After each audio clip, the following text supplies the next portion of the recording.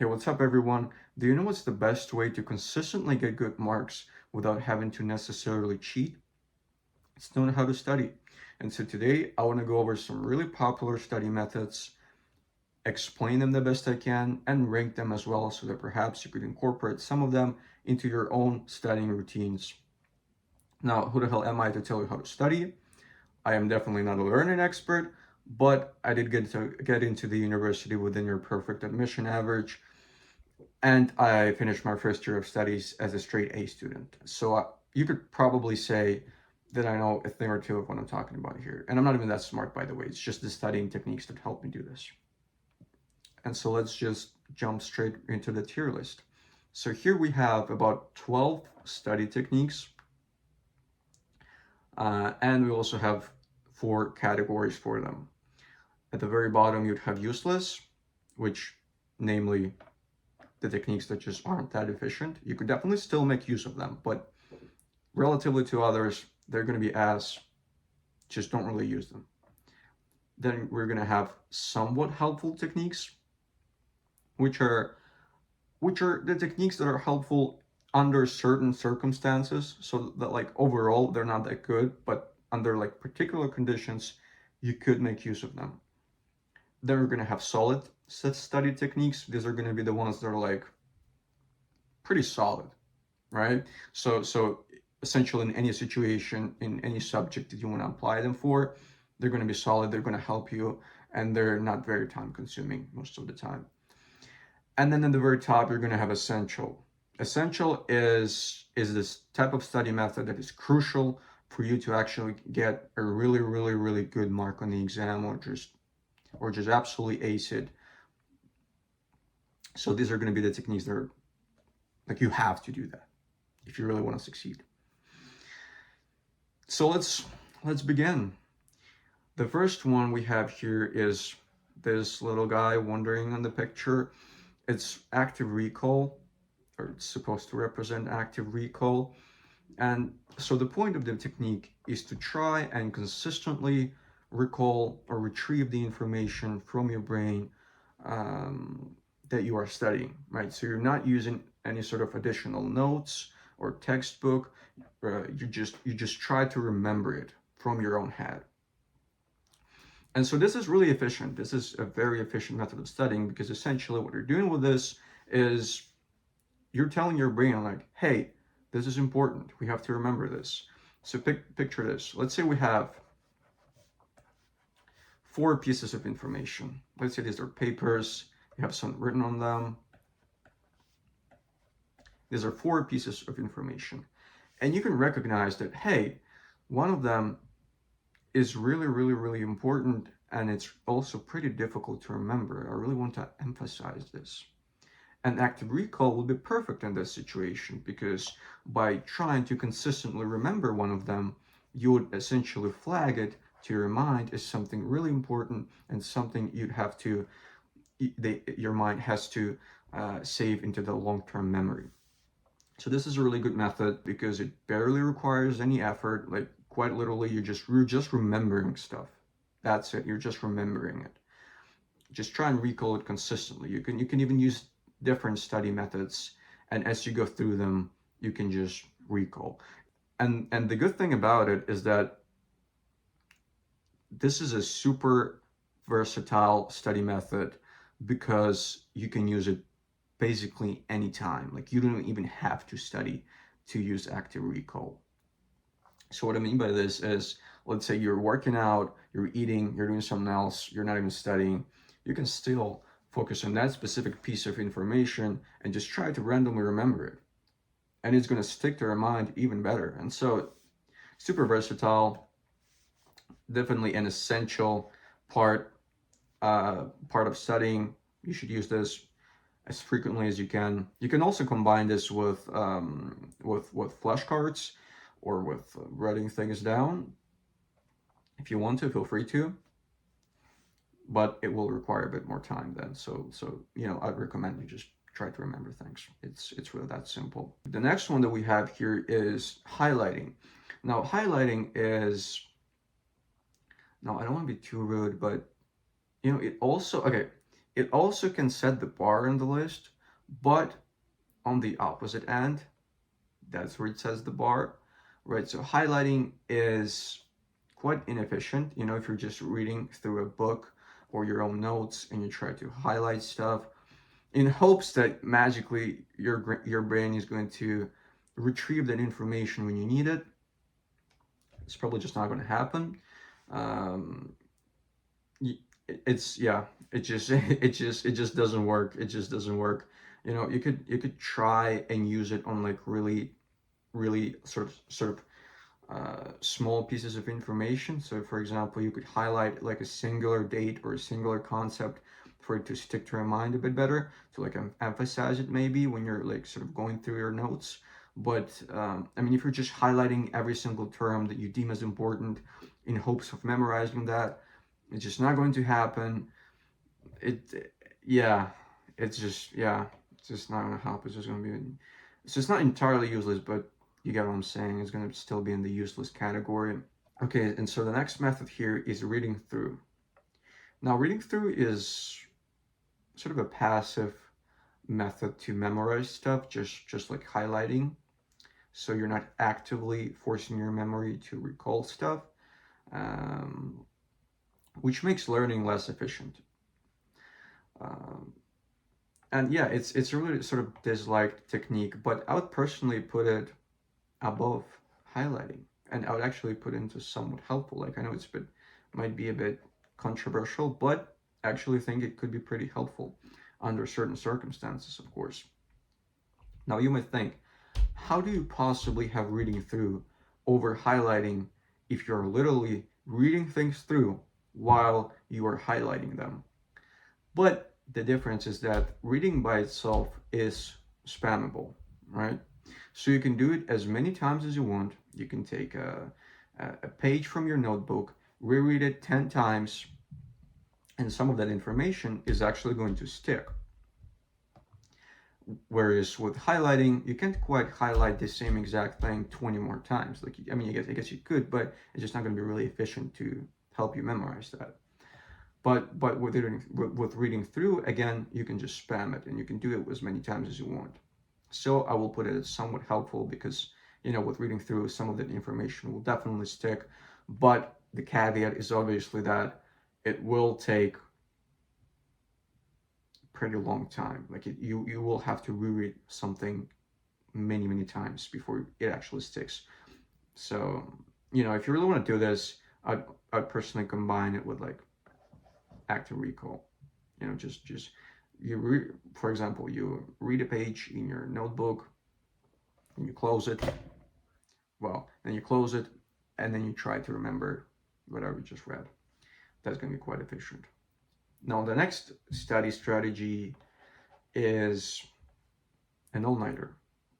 So an all-nighter is basically when you haven't done anything for weeks or for days before your test, and then one day before you decide like, hey, now we'll take this serious. Now we'll prepare and I'll get the best grade in class. Now unfortunately, I wish it was that easy, but just giving it one day is not going to help. Right? One day is just not enough to ace the test. You know, if the test is relatively easy, you might be able to get a good mark still. But you know, if we're talking about like an average university exam or like maybe like a top high school test, it's just not enough. One day is just not enough. Like you need more time for your mind to actually get all that information to stick. And so I would still put this in somewhat helpful. I don't think it's entirely useless. Like your brain is obviously gonna forget probably the majority of the information and you try to physically force into it as you are studying during your one day or one night. But some of it you're still gonna remember. You know, if you're really persistent with it and you're doing it for a really long time of the day, obviously, you will remember something. But again, you know, it's really easy to burn out, really easy to use to lose motivation along the way. So I cannot really put it above reading through even, right? You're just it just it's just really frustrating to try to pull this off. I recommend you just avoid doing this. So the next technique that we have here on the list is called the Feynman technique. Um, now I'm not sure if I pronounced it correctly, but anyway, the point of the technique is to try and explain to yourself a specific concept as simply as possible. So in super simple terms, like as if you were explaining it to a kid. Now, I would definitely put it in solid because if you are capable of doing this, it already tells you that you are you're pretty much set. Like if you're able to explain the concept in very simple terms, you understand it. Like you actually have to understand it quite well to be able to do this. So I'll definitely put it in solid. Uh, but sort of there is one sort of caveat is if you're trying to explain a really complicated topic and you simplify it a lot, you may oversimplify it accidentally and then miss out on some nuances that may be pretty important to the overall concept or the overall idea. And so I guess it's important that you don't merely explain it to yourself, but you also maybe use some sort of an AI to just check in with it. Like literally, when you have your concept ready in your mind, simplified, just just write it down, send it to AI, and ask it if it's like sufficient enough of an explanation, and if you're like missing out on anything like major. But if you don't want to use AI, you can always just talk to your professor as well or your teacher. You could just use the office hours to go to them, ask them like, hey, like, so is this concept basically dot dot dot, and then they give you like simple explanation. So yeah, it's pretty efficient. Might be a bit more time consuming if you have to go talk to the professor, so I'd recommend that you plan ahead before actually utilizing this technique, but it's still pretty good. It's really solid. Definitely use it. Now the next technique on the list is planning. Now I guess planning isn't necessarily like a study technique directly, but it's still something very essential to do if you actually want to get good marks. It's basically the opposite of pulling out an all-nighter. With planning stuff, you're breaking your study sessions down into chunks. You are thinking about the future, what topics you're going to cover, on what days, um, how much time it's going to take, what techniques you're going to use could also be involved in planning. When they're going to talk to your professor about the things that you didn't understand. So it's planning things through is definitely essential to ace your exam. So I would put it in essential. Now then we have what does this picture even mean? Oh, okay. Sorry. This is called the elaboration technique. So basically, as you are going through the concept, you are trying to dive deeper into the concept as you are learning more about it. So you're if let's say some random. Let's say you're learning about, I don't know, globalization. So after you've got your sort of definition and you kind of starting to understand it, it's recommended that you try and dive deeper into the topic. You try to ask questions why and how, so that you don't merely recognize the definition, but you also understand the mechanisms and more sort of complex parts of the topic. Now, this is definitely really solid, helps you remember stuff. Again, the topics that you do it with, you put these mental flags on, and it sticks long term. But it could be, obviously it's going to be a bit more time consuming. right? So if you're trying to dive deeper into a certain concept, you will inherently have to spend more time on it. So that might be a sort of a downside in a way. And this is also why it's going to be below simple explanation of the concept, because it's just going to take more time. But still really, really useful. Just plan ahead before you do this and be more selective with the topics that you're sort of applying this technique to. Now, the next one on the list is self-explanation. Now, self-explanation is it's basically like Feynman technique, except you don't try to simplify it as much as possible. Like you're just trying to like explain it to yourself. Could be complicated topic with complicated terms. Like just try to explain it to yourself. Now, this is also going to be solid, efficient, but below the Feynman technique because again, it's going to be more time consuming. Trying to explain something in simple terms is just more time efficient as opposed to in more complicated terms. So yeah, definitely plan ahead. And again, do the same thing as the Feynman technique. Like check in with some sort of an AI whether your explanation actually makes a little bit of sense, or your professor. Now the next technique is called chunking. So chunking is is sort of a part of planning, right? So the point is that as opposed to pulling an all-nighter, you plan your studying sessions in chunks, right? But so I guess chunks is sort of a subset of planning, but I still want to put it on the list to sort of emphasize how important it really is to give yourself more time, to give yourself like a week to prepare for something. So this is going into essential. Now the next one is practice exam. So practice exam is whether your prof gives you a practice test or you make up one yourself, and you go home and you try to recreate the exam conditions and try to write it. So obviously you do this after you make sense of the things that you're studying. It's going to be like your more sort of final steps of studying.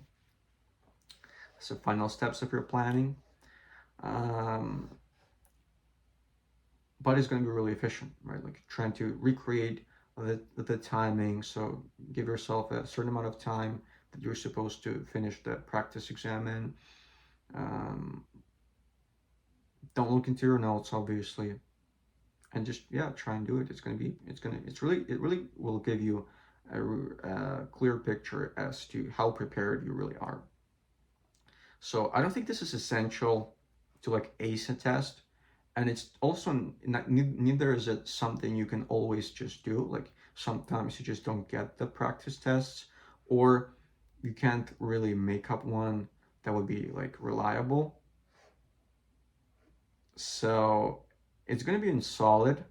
It's going to be like in the bottom of solid, but like if you can do it, if you can implement it, definitely do so. Like it will help, but it's still like it's not essential.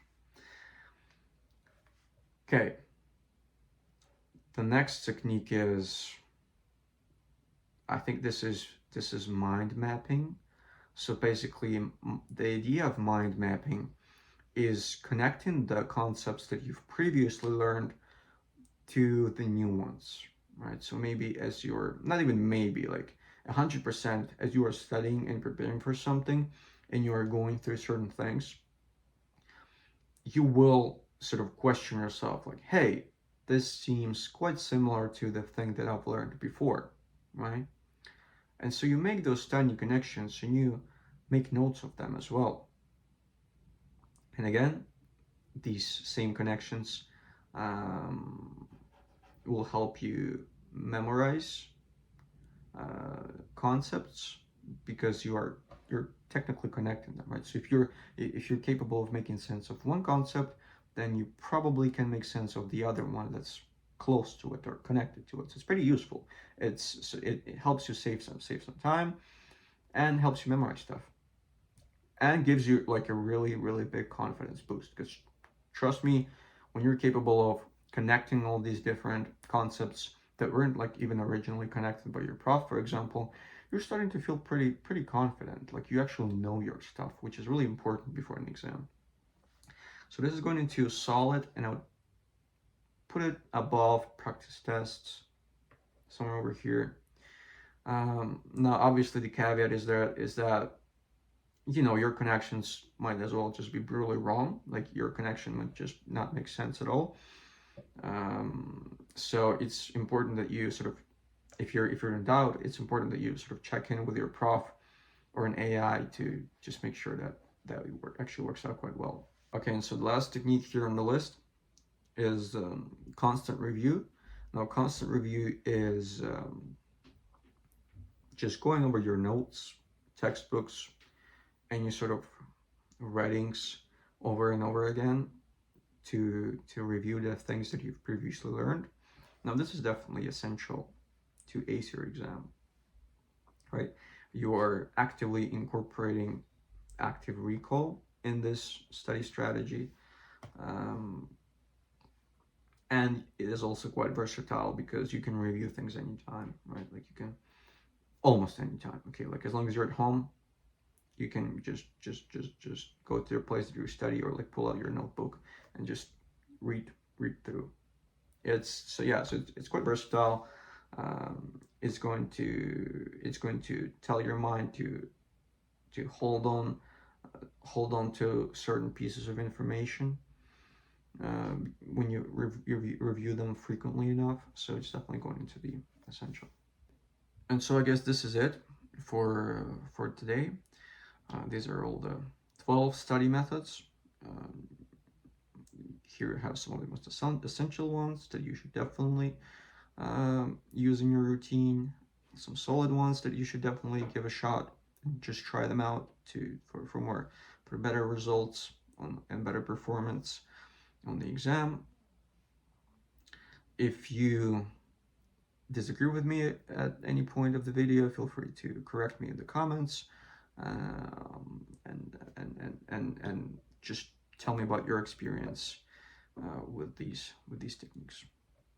So thanks everyone for watching, and see you next time.